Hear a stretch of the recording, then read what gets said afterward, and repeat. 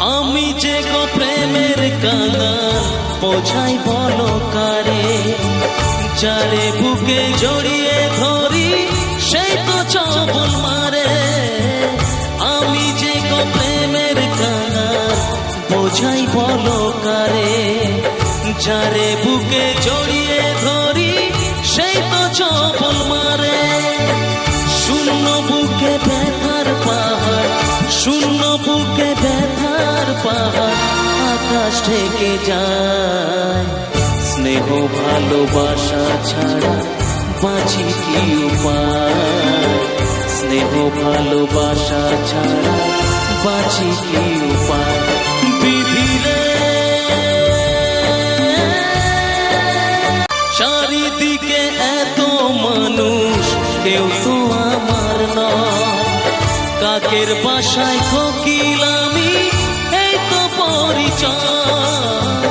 চারিদিকে এত মানুষ কেউ তো আমার নয়, কাকের বাসায় কোকিল আমি এই তো পরিচয়।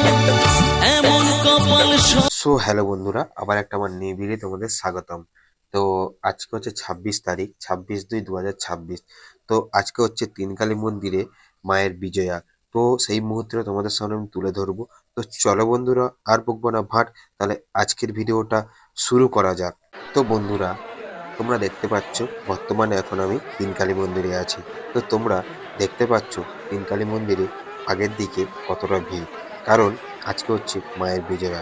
আর এইখানে যে প্রোগ্রাম হয়েছিল, তোমাদেরকে যে আমি আগের ভিডিওতে দেখিয়েছিলাম যে এখানে যে প্রোগ্রাম হয়েছিল, সেইগুলো আজকের দিনটা খুলে দেয়, কারণ মাকে নিয়ে গোটা মাঠটা ঘুরে।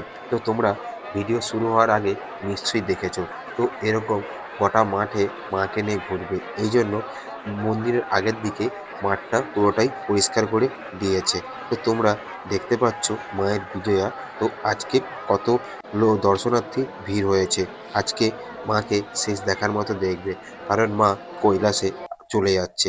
আবার 365 দিনের পর আবার মায়ের দর্শন হবে এবং তোমরা মাকে দেখতে পাবে।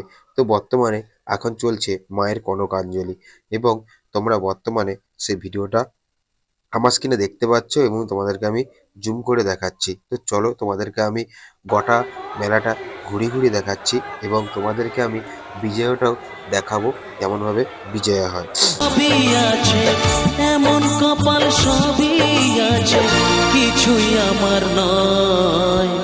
স্নেহ ভালোবাসা ছাড়া বাঁচি কি উপায়, স্নেহ ভালোবাসা ছাড়া বাঁচি কি উপায়।